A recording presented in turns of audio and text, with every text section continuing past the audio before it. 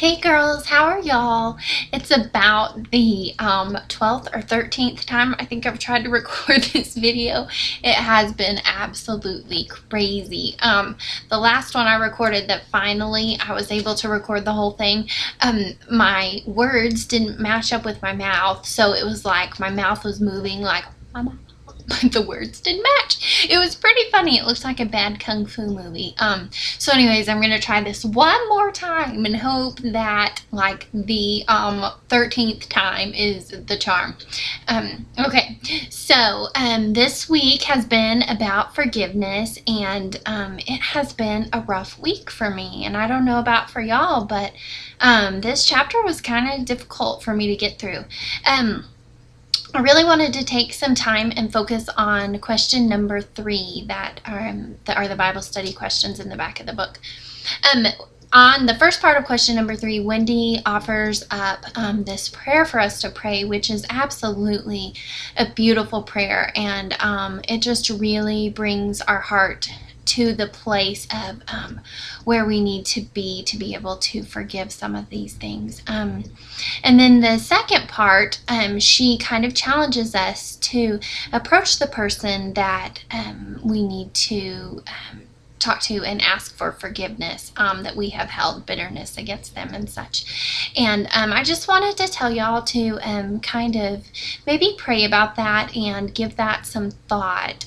There are certain situations where that would definitely be the appropriate thing to do to, once you are able to forgive that person, to approach that person. And then there are situations where that might not be so much the appropriate thing to do. The last thing me, Melissa, Wendy, any of us ever want y'all to do is put yourself in a situation where it might be physically dangerous, or where it might even be, emotionally dangerous, where they might attack back at you in a manner, even emotionally and verbally, that wouldn't be beneficial to your healing.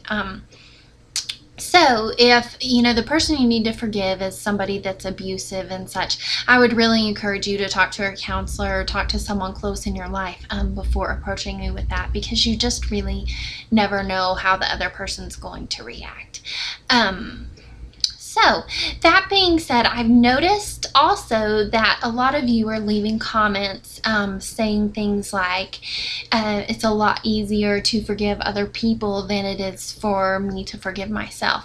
And I just wanted to let y'all know that that was my biggest struggle as well. That's a struggle that I continue to have, just that need to constantly look perfect, that need to constantly do everything perfect. And if I don't, I just seem to, beat myself over the head with that and with my mistakes and my failures. I just want you to know that God loves you right where you're at. There is nothing you can do to make him love you less. And even sometimes it's hard for me to believe this, but there's nothing you can do to make him love you more. He doesn't love Billy Graham or Beth Moore any more than he loves you, or any more than he loves me.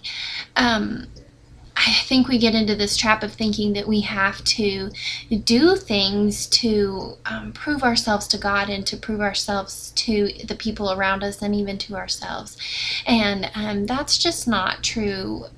He loves you so much right where you are sitting right now. And forgiveness isn't just for other people. I think when we say that, sometimes we are elevating ourselves, not meaning to, but elevating ourselves above other people. Like, forgiveness was for them, but it's not for me. And sometimes to the point of even elevating ourselves above the power of God, saying that our weaknesses and our faults are so strong that God cannot forgive us and that he cannot overcome those things, and that his power isn't enough to move in our lives because we've just screwed up too bad. And that's just not true. That's a big, fat, ugly lie. And God's power, he rose Christ from the dead. He rose Lazarus from the dead. There's just countless stories and miracles. There is nothing you have done or nothing in your life that God is not strong enough to redeem. one thing I read in a book by Lisa Harper a while back said that Jesus is not this person walking around in Birkenstock sandals with like hippie floaty hair like saying peace man.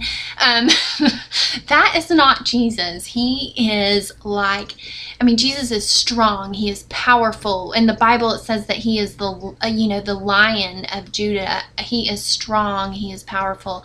And I just don't want y'all to forget his strength this week, that his strength is enough for you. Even when your strength is not enough on your own, let his strength be enough for you. And I just encourage you to just be silent before him and just bury your head in his lap and listen to what he has to speak into your heart this week.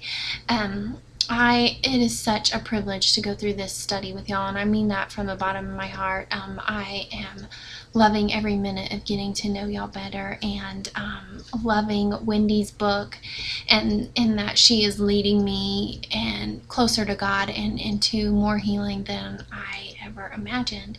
So thank y'all for listening. I hope y'all have a wonderful rest of the week. Melissa, if you are watching, I miss you like crazy. I know we all do. Mwah. And I can't wait till you get back. And here's a kiss for all of y'all. Mwah. Love y'all. See you later. Bye.